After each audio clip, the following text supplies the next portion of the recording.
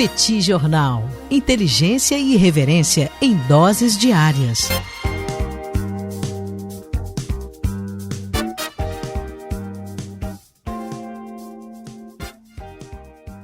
Olá, gente! Bem-vindos, bem-vindas ao Petit Jornal. Esse é o bate-papo número 841. Estamos gravando numa live no YouTube do Petit Jornal. São exatamente 22 horas e 50 minutos, horário de Madagascar, 16 horas e 50 minutos, horário de Brasília, da segunda-feira, 28 de abril de 2025. Cá está a dupla de costume, a dupla que você conhece de cor. Tanguy, o Bagdadi, animado, contente, preparado, revigorado, resiliente, retumbante, descansado, tarifado para mais um episódio do Petit Jornal. E Daniel Souza, que é esse que vos fala. Ao longo dos próximos minutos, vamos trazer algumas repercussões e acontecimentos e análises da dinâmica internacional dos últimos dias. Tudo bem, Tanguy? Como vai? Tudo bem, Daniel Souza. Vamos lá para mais esse bate-papo. 841 sendo gravado de uma forma muito diferente do normal. Normalmente eu estou na minha casa, o Daniel está na dele, a gente tem computadores diferentes, só que agora a gente está num hotel que basicamente tem uma internet no hotel inteiro e que funciona basicamente em um único lugar. Então a gente está no mesmo computador, meio apertado aqui. Podia acabar esse episódio logo, inclusive, né, Daniel Souza? Mas estamos aqui pelo compromisso para trazer mais um bate-papo para começar essa semana, principalmente levando em consideração que temos um apagão que está acontecendo na Europa. Certamente o pessoal que está nos ouvindo não está sendo prejudicado por isso deixo as boas-vindas aqui ao pessoal que nos acompanha no YouTube, pessoal que nos acompanha também no podcast. Daniel Souza, o que está acontecendo em Portugal, na Espanha e em parte da França? Conta para mim. Tanguy, hoje nós tivemos um apagão de grandes proporções na Europa, atingiu a totalidade do território português e do território espanhol, atingiu Andorra também e pedaços da França. Ainda não está claro o que aconteceu, embora a rede nacional, né, em Portugal, a empresa que é responsável pela distribuição de eletricidade em Portugal, ela tenha destacado que teria sido uma atividade climática atípica na Espanha, que teria levado a essa queda, mas os espanhóis não confirmaram essa informação. Num outro momento também foi colocado que uma investigação vai ser feita, que deve levar algumas semanas para que você consiga efetivamente descobrir o que aconteceu, mas a gente observa uma série de hipóteses que foram levantadas também. Num determinado momento chegou-se a mencionar a possibilidade de um ataque hacker ou então de uma sobrecarga por conta de alto consumo. Enfim, não está claro ainda o que aconteceu. O que está claro é que nós tivemos aí um impacto muito substantivo na vida das pessoas. O Aberto de Madrid acabou sendo interrompido, redes de transportes acabaram sendo interrompidas, o aeroporto de Lisboa foi fechado. Quer dizer, você passou a ter também impactos na atividade de extração de energia, na atividade petrolífera, e tudo isso nessa segunda-feira. Também não está claro como é que vai funcionar a questão da retomada, embora o primeiro-ministro espanhol e o primeiro-ministro português já tenham afirmado que a eletricidade começou a retornar nos dois países, embora não na totalidade, não está claro quanto tempo vai levar para que você tenha o restabelecimento total. Num determinado momento chegou-se a falar em até uma semana para que a eletricidade fosse totalmente retomada, depois chegou-se a dizer que não, seriam apenas 24 horas. Enfim, tem muita imprevisibilidade e tem muita falta de concretude nas informações. Um dos pontos que me chamou muito a atenção, Tanguy, foi a reação do primeiro-ministro português, o Luís Montenegro, porque nós estamos muito perto das eleições em Portugal. Quer dizer, nós teremos eleições no dia 18 de maio e, claramente, ele se colocou ali como quem diz, olha, o problema não é só em Portugal, não é culpa nossa, vamos trabalhar aqui, estamos trabalhando para restabelecer a eletricidade o mais rápido possível, mas, por favor, não deixem de votar em mim. Ele é candidato agora, depois do voto de desconfiança, em 18 de maio. Ele tenta permanecer no cargo como primeiro-ministro e, claro, que um apagão é sempre algo muito assustador para alguém que está no poder. Você acaba muitas vezes sendo responsabilizado e me parece que a rede portuguesa tenta se antecipar antecipar e dizer, a culpa foi na Espanha, foi lá na Espanha, não temos nada a ver com isso. Acaba sendo algo que ajuda, inclusive, o primeiro-ministro português. Mas, enfim, Tanguy, por enquanto, no momento em que nós estamos gravando essa live, ainda há mais perguntas do que respostas sobre o que aconteceu no dia de hoje. Você sabe o que Portugal e a Espanha precisavam, Daniel Souza? O que é? NordVPN. Se o problema é hacker, Daniel Souza, NordVPN, você dava um jeito ali. A VPN, que é parceira do Petit Jornal, que garante, inclusive, uma proteção do seu computador, do seu telefone celular, sei lá, Daniel, até da sua rede de telecomunicações, sua rede de energia, tá tudo protegido pela NordVPN. Tem um link que está na descrição desse episódio, você acessa lá e você vai ter acesso, portanto, a um super desconto por ser ouvinte do Petit Jornal, 3 meses adicionais para além daquilo que você já contrata, além de uma série de vantagens por ser ouvinte do Petit Jornal. Aliás, Daniel, a gente tem falado aqui constantemente, né? Já gravamos episódio no Senegal, já gravamos episódio no Benin, já gravamos episódio na Zâmbia, estamos gravando episódio em Angola, estamos gravando episódio agora em Madagascar, e uma das coisas que vem salvando a gente é exatamente a VPN. A gente descobriu que, por exemplo, né, aquele tipo de coisa que a gente às vezes nem imagina, mas para acessar determinado serviço no Brasil, que a gente está acostumado a fazer, sem uma VPN fica difícil, além de uma série de outras vantagens que a VPN pode trazer para você também. Então acessa lá, o link está na descrição desse episódio. Não perde essa oportunidade, protege seus computadores, protege seu celular, protege seus serviços, porque faz muita diferença na sua segurança. Aliás, durante essa viagem a gente está usando o NordVPN sistematicamente, tem sido muito útil. Muitas vezes você está num determinado país, aí você quer acessar banco no Brasil, aí disparam alarmes de segurança. Meu Deus, de onde você está acessando? Será que é uma tentativa de golpe? Aí você utiliza a NordVPN, coloca lá o VPN no Brasil e a coisa é restabelecida com alguma tranquilidade. Então fica aqui a dica, link no descritivo. Tenho certeza que os nossos amigos e amigas vão gostar demais do trabalho da NordVPN. Daniel Souza, vamos passando aqui para a próxima pauta. Vladimir Putin anunciou um cessar-fogo. E aí, notícia, né? Manchete, cessar-fogo anunciado. Mas será um cessar-fogo de apenas 3 dias, entre os dias 8 e 10 de maio. A gente sabe, Daniel, que o dia 9 de maio é um dia muito importante para a Rússia, é um dia muito importante para o Putin, né? Ele usa muito bem essa data, porque é exatamente a data de aniversário do fim da Segunda Guerra Mundial, que é chamado pelos russos de Grande Guerra Patriótica. A Guerra Patriótica é a guerra de 1812 contra a França de Napoleão Bonaparte. A Grande Guerra Patriótica é a maneira que eles chamam a Segunda Guerra Mundial. A Segunda Guerra Mundial terminou na União Soviética, naquele momento, no dia 9 de maio, e o Putin fez dessa data uma enorme manifestação cívica, patriótica. Ele usa muito bem essa data. E, portanto, ele anunciou que entre os dias 8, 9 e 10, ao longo de 72 horas, a Rússia pretende manter cessar-fogo, não fazer ataques contra a Ucrânia, e fez, inclusive, um pedido disse que espera que a Ucrânia faça o mesmo. Aliás, nessas festividades, Daniel, nos dias 8 e 9, o Xi Jinping, inclusive, presidente da China, estará em Moscou. A Ucrânia não perdeu a oportunidade para dizer que quer um cessar-fogo completo. Então, o chanceler da Ucrânia, o Andriy Sybiha, disse que a Rússia deveria promover um cessar-fogo imediato e completo e, abro aspas, não apenas para uma parada militar.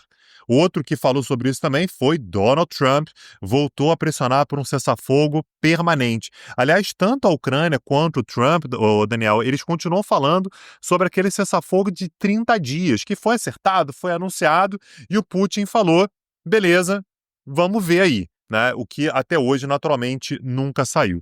A gente teve o último cessar-fogo, né, Daniel, que aconteceu durante o período da Páscoa. Então, a Rússia anunciou que naquele período ali da Páscoa, né, então entre a Sexta-feira Santa e o domingo de Páscoa, não faria ataques, mas houve uma série de trocas de acusações, quem foi que rompeu, porque um acabou atacando o outro. A última novidade que a gente teve foi durante o funeral do Papa Francisco, Trump e Zelensky se encontraram. Essas imagens aí rodaram o mundo, mas de qualquer maneira não temos nada de mais concreto com relação a qualquer tipo de negociação. E uma última notícia com relação a esse cenário, Daniel, a gente teve a Rússia, nos últimos dias, anunciando a expulsão completa das forças ucranianas de Kursk. Então, esse era um dos grandes pontos que a Ucrânia tinha na mesa de negociação, né? Então, olha, Rússia, você também tem um problema aí porque há tropas ucranianas dentro da Rússia, não há mais. Então, basicamente, as forças russas estavam fazendo esforço para cercar as forças ucranianas e impedir, portanto, que houvesse qualquer tipo de possibilidade de saída, e a Ucrânia, portanto, entendeu que era tirar as tropas imediatamente ou poderia não conseguir retirar as tropas de lá. Então, um super avanço para a Rússia, inclusive, em termos de uma eventual negociação no futuro. As tropas ucranianas não estão mais em curso, o que dá mais força ainda para o Putin dizer que, olha, não quero cessar-fogo de 30 dias, eu quero uma solução definitiva para os problemas de segurança da Rússia, o que eleva muito a dificuldade para qualquer tipo de acordo e dá, portanto, uma liberdade para que a Rússia continue atuando na Ucrânia pelo tempo que ela quiser, Daniel. Tanguy, avançando para a próxima pauta, eu quero falar sobre a crise econômica gravíssima na Bolívia. Ao longo dos últimos meses, a gente tem tido uma escalada brutal da inflação na Bolívia. A inflação por lá fechou em março de 2025, considerando os últimos 12 meses, ela fechou acima de 14%. Sendo que a Bolívia, até bem pouco tempo atrás, tinha uma inflação ali na casa de 2%, 3% ao ano. Isso está impactando particularmente o preço dos alimentos e, obviamente, vai jogando pessoas numa situação de vulnerabilidade, na fome. Então, você tem tido, inclusive, uma escalada da violência na Bolívia em função disso. E a crise econômica boliviana, ela é explicada primariamente pela queda nas exportações de gás. Na medida em que a Bolívia tem diminuído as suas exportações de gás, você começa a ter uma menor entrada de dólares na Bolívia. No que você começa a ter uma menor entrada de dólares na Bolívia, os dólares vão ficando escassos e vão se valorizando em relação à moeda boliviana. Isso também tem levado a um descolamento entre a taxa de câmbio oficial e a taxa de câmbio do mercado paralelo de aproximadamente 70%, e a gente sabe que desvalorização cambial acaba gerando inflação. Mas não é só isso. O governo boliviano tem enfrentado essa escassez de dólares com uma política fiscal super expansionista, tem aumentado os gastos públicos mesmo dentro de um contexto de queda de receita, e esse desequilíbrio fiscal tem sido também coberto com emissão de moeda. Olha, tudo isso junto e somado vai gerando inflação, desvalorização cambial, expansão fiscal, aumento na quantidade de moeda em circulação, e a inflação vai escalando e vai penalizando particularmente os mais pobres. É claro que o aumento do preço dos alimentos é um fenômeno global, mas o que a gente tem observado na Bolívia é algo numa escala ainda mais grave e está trazendo aí também um ingrediente a mais para a situação política que não é estável na Bolívia nesse momento. A gente tem tido aí disputas dentro do grupo do Evo Morales e do atual presidente, e quando você tem um processo inflacionário e as pessoas vão perdendo poder de compra, é claro que isso vai tornando a situação política ainda mais instável. Acho que vale a pena a gente acompanhar o que está acontecendo na Bolívia, porque acaba tendo reflexos sobre a região e acaba sendo também um elemento de atenção para a política externa brasileira. Daniel Souza, como próxima pauta, eu quero falar sobre a grande tensão do momento, que é aquela entre Índia e Paquistão. Hoje foi o quarto dia de combates, o quarto dia de conflitos entre os países trocando tiros na região da fronteira.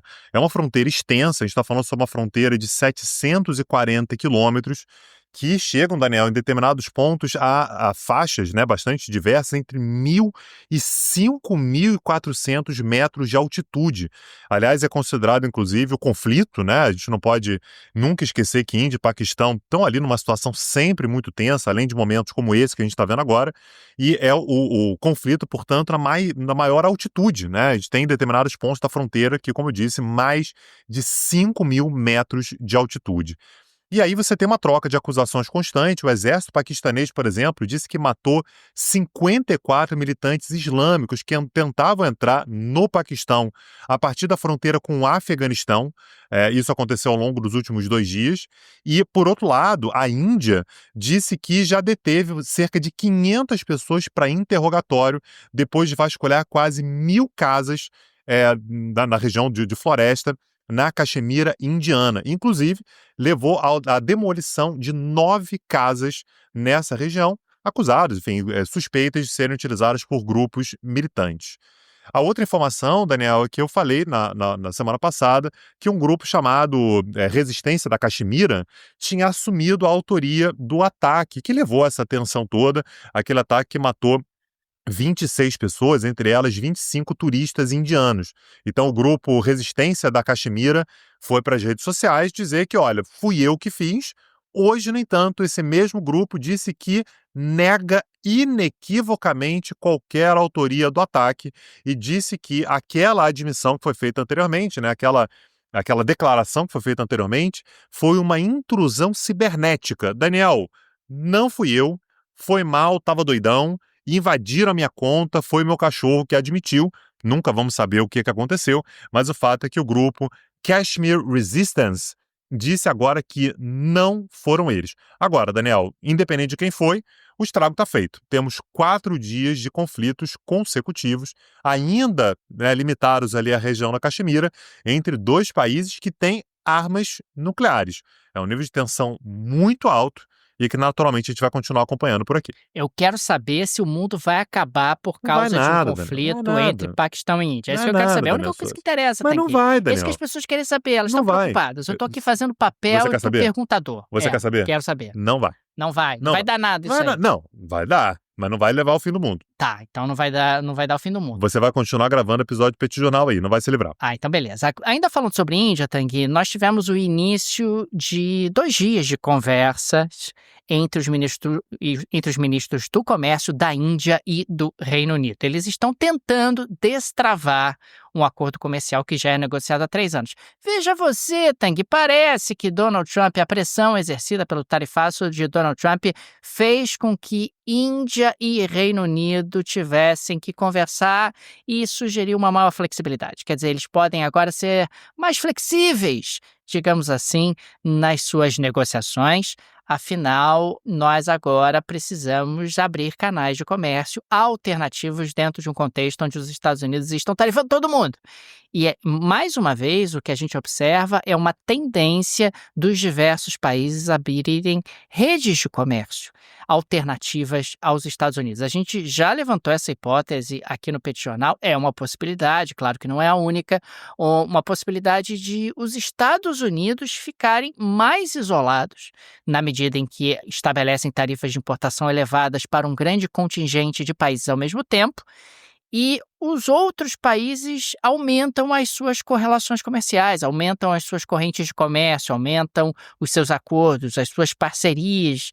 E, nesse sentido, aliás, saiu no Financial Times há poucos dias uma análise muito interessante nesse sentido, dizendo, olha, os Estados Unidos não são incontornáveis. Quer dizer, os Estados Unidos, ao contrário do que acontecia no passado, eles podem ser vistos como um parceiro comercial super importante. Claro, os Estados Unidos ainda representam 1/4 do PIB do planeta, mas olha, dá para viver sem os Estados Unidos ou dá para viver com menos Estados Unidos nas minhas correntes de comércio, ainda mais se eu conseguir construir alternativas, correntes de comércio alternativas com outros parceiros. E aqui a gente tem mais um exemplo. A gente tem dado inúmeros exemplos ao longo das últimas semanas de conversas que têm sido aceleradas e impulsionadas em diferentes partes do mundo, entre diferentes parceiros, por conta justamente dessa pressão exercida pelo Trump. É claro que tudo isso ainda depende de celebrações mais concretas, mas, de qualquer maneira, são movimentos que chamam demais atenção quando a gente observa. Quem estava para conversar acabou acelerando as conversas. Quem nunca esteve disposto a conversar, começou a conversar, como é o caso ali de Japão, Coreia do Sul e China. Vamos seguir acompanhando, mas a gente continua aqui com uma leitura no Petit Jornal de que essa estratégia tende a ser muito mais prejudicial aos Estados Unidos do que benéfica. É claro que o Trump tem legitimidade para estabelecer ali barreiras comerciais, prometeu isso, nunca escondeu isso de ninguém, tem legitimidade para tentar uma contenção da China, mas a estratégia que tem sido implementada não tem sido implementada da forma mais eficiente e inteligente aqui dentro da nossa avaliação. E tem um outro lugar, Daniel, onde o Trump está fazendo muita diferença, né? Está sendo, de fato, o centro do debate, que é no Canadá, que hoje, nessa segunda-feira, 28 de abril, está indo às urnas. Então, você que está ouvindo a gente já na terça-feira, você está no futuro. Né? Nesse momento que a gente está gravando aqui, as eleições estão acontecendo neste momento. E aí, Daniel, as pesquisas têm mostrado uma vantagem dos liberais.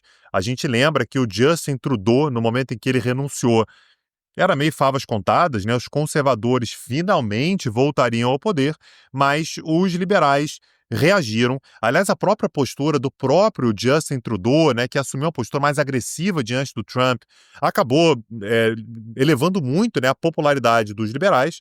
E o Mark Carney manteve mais ou menos a mesma postura e tem há uma expectativa de vitória do Partido Liberal. As últimas pesquisas, Daniel, elas divergem um pouquinho, mas falam ali em coisa de 42 a 39, 42, 43, 49, 39, algo mais ou menos por aí, para chegar, portanto, no final das eleições, enfim, com uma provável vitória dos liberais, e há também uma projeção de que os liberais podem ficar com a maioria do parlamento.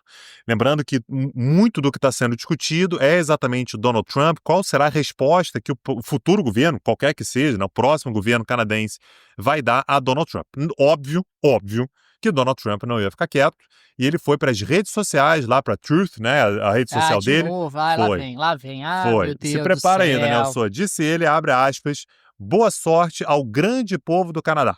Elejam o homem que tenha a força e a sabedoria para cortar seus impostos pela metade, aumentar seu poder militar gratuitamente ao mais alto nível do mundo. Nada a ver com nada. Quadruplicar seus setores automotivo, aço, alumínio, madeira, energia e todos os negócios. Aí botou aqui em letras maiúsculas. Sem tarifas ou impostos. Aí letras normais. Se o Canadá se tornar o querido 51º estado dos Não faz Estados nenhum Unidos. sentido. Não faz nenhum sentido. Cara, a Eu não entendi frase nada. nem eu. Não entendi nada do que Eu ele disse. li, aí eu traduzi, aí eu fui ver que Daniel, não entendi também, mas eu acho que a única coisa que ele queria colocar é no dia da eleição, ele queria colocar na rede social que o Canadá pode e deve se tornar o 51º estado dos Estados Unidos.